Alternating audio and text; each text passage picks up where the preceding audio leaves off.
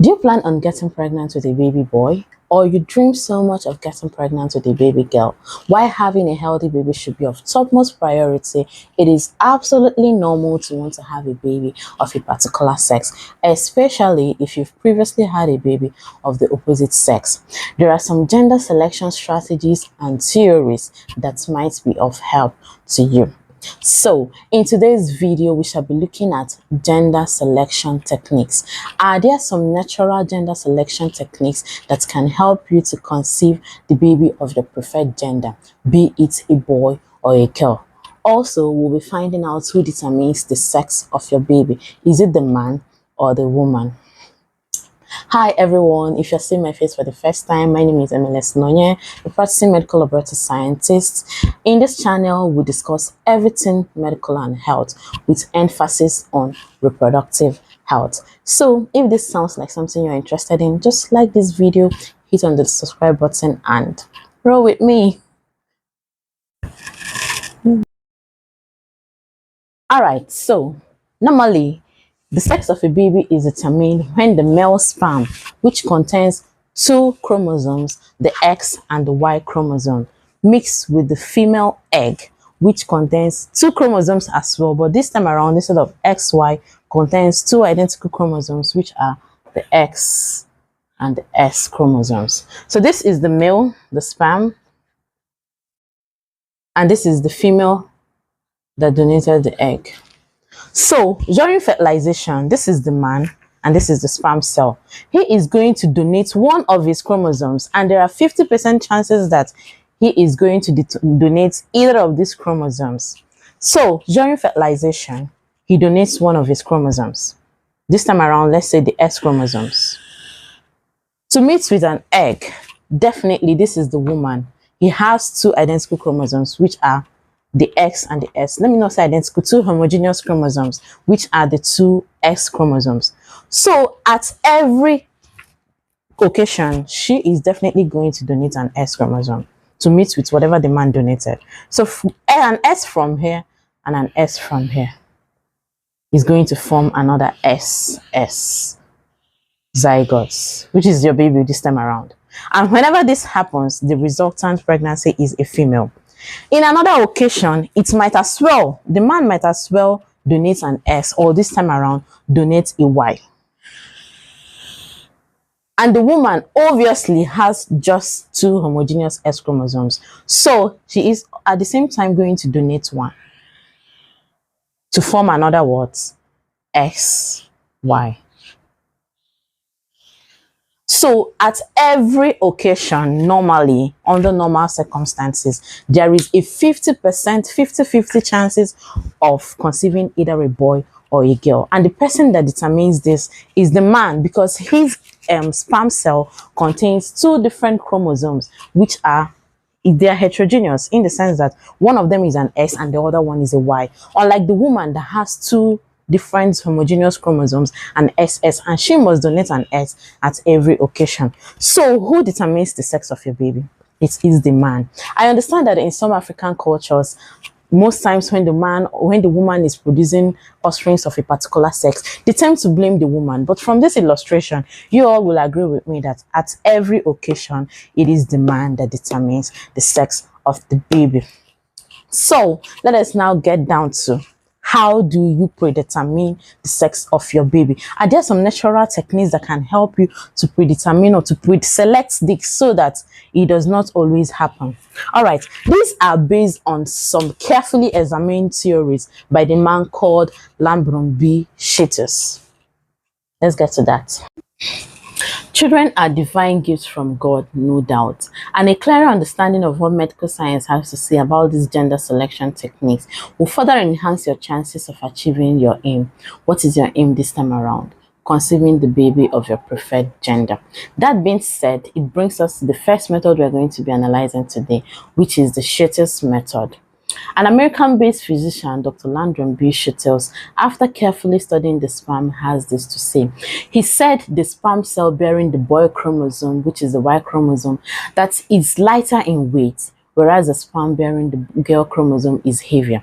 He equally said that the sperm bearing the Y chromosome, that it swims faster, whereas that of the female gender swim slower. He equally said that the sperm bearing the male chromosome that it survives for a shorter period of time in the female reproductive tract, whereas the X chromosome survives for a longer period of time.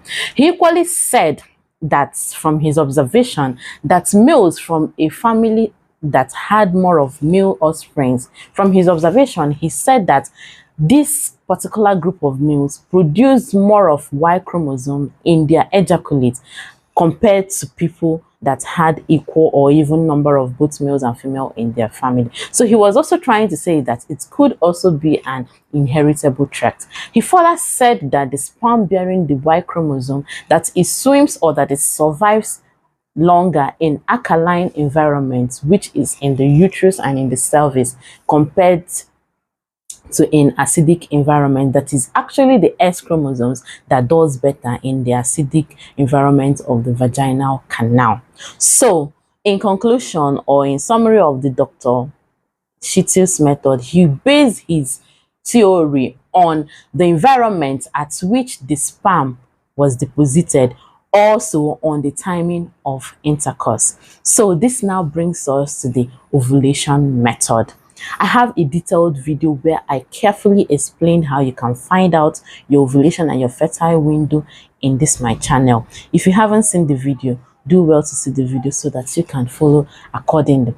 So knowing your ovulation and your peak ovulation is going to help us in this gender selection. What am I trying to say? He said that the boy sperm, if you're trying for a boy, you should time sex on your peak ovulation day or right after your ovulation. What it means is, because he has said that the boy sperm swims faster and that it doesn't survive for too long. So during intercourse, the sperms are released and both are thrown out to go and do the survival of the fittest. So since the boy sperm swims very fast, he is trying to say that it is better that the egg is on ground, that is, ovulation has already occurred. And because it is this boy sperm that will swim faster, once the egg is on ground and both the X and the Y chromosome are let out to swim to meet the egg, that it is this boy sperm that will meet up with the egg first. Yes, so he's saying if you're trying for a boy, you should time sex at the time of ovulation or right after ovulation. To further increase your accuracy on this, I will advise you get an ovulation prediction kit. It will help you to pin your ovulation, your peak ovulation better. Let me know in the comment section if you want me to explain to you how to use an over-the-counter ovulation prediction kit so that I can do that. All right, so he equally said that if you're trying for a baby girl, you should time sex like 5 to 3 days before ovulation. It is also based on this movement of the X chromosome swimming slower, so that by the time your ovulation occurs, the Y chromosome must have swimmed and must have died off. It will now let the S chromosome that swims more slowly to slowly come and now meet the egg on board.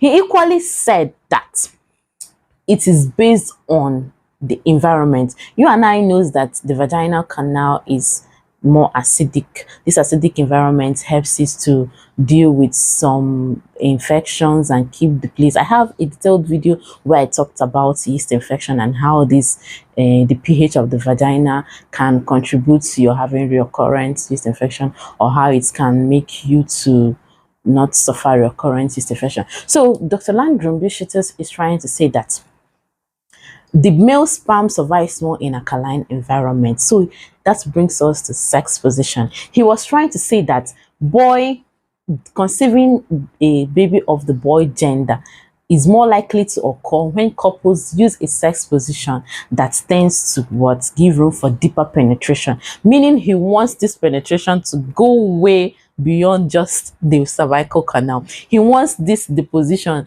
to happen closer or very much around the cervix, which is where you have the alkaline environment. Douching is another method explained by Dr. Shettles as helping you to achieve your required results. He said, since the male sperm likes an alkaline environment, the douching with a solution of baking soda mixed with water can help to produce a more alkaline environment so that the Y chromosome, which is the male sperm, can survive optimally.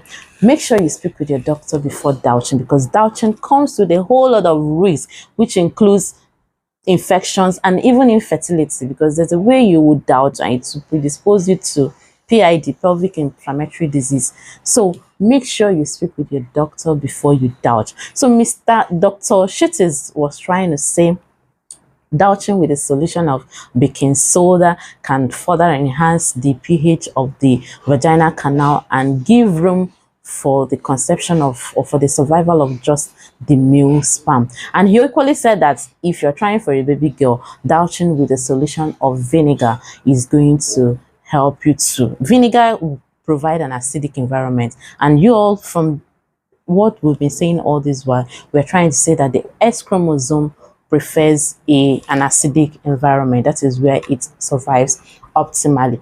But I want to further emphasize on speaking with your doctor. Your doctor needs to guide you as to the way you mix these solutions. Yes, you're going to mix it. For the male, you mix with baking soda. For the female, you mix with vinegar. But your doctor needs to direct you accordingly so you don't end up with the wrong result. All right. Dr. Shettles further said, if you're trying for a boy, as a man, make sure that your wife reaches orgasm first before you ejaculate. Why? That is because this orgasm will further make the environment to become more alkaline, because once that the cervical mucus or the cervical fluid that comes up during that period is more of creates a very, very alkaline medium. So if you're trying for a boy, as a man or as a woman, endeavor to climax or reach orgasm first before your husband ejaculates. Whereas if you're trying for a baby girl, endeavor to allow your husband to ejaculate first before you talk about orgasm during that particular procedure. Conclusion, therefore, like I said earlier, children are divine gifts from God. Now only God they give children. I believe in the God factor, but you need to understand some of these principles. And it is also worthy of note for you to know that the only method that is medically certified or medically proven to be 100% effective in this gender selection strategy is the artificial gender selection during in vitro fertilization. That is one way that is guaranteed. But a whole lot of couples swear by this Shettles method, as some have said it helps them at one occasion or the other to conceive, be it a boy or a girl. So I think is worth your try. Give it a try, and baby dust to all of you. Okay, so hope you've liked this video. Have you subscribed? Are you a returning subscriber? I appreciate you a lot. If you haven't subscribed, please do well to subscribe. It's going to ginger your girl. It's going to ginger me. I keep producing more of contents like this, and you're not going to lag behind. Wait until I see you again next week. Yeah. Thank you for watching. Love you and care about you a lot.